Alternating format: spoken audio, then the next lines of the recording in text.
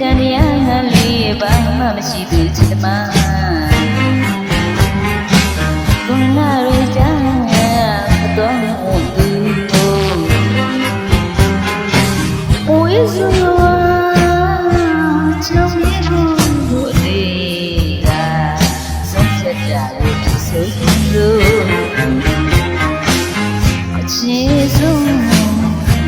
မိလို့တိုင်းဝိုင်းမှာပကံနာလေးအလွာနာလေးပနာရကြပြီရာရာတိုင်းလူနဲ့တိုင်းကြရီဘုံနဲ့တိုင်းကြရီကုန်းတိုင်းကြီးချမ်းသာဒီပါလေမွေတိုင်းကြီးချမ်းသာဒီပါလေမြစ်တန်တရားငါလေးဘာမှမရှိသူချစ်သမား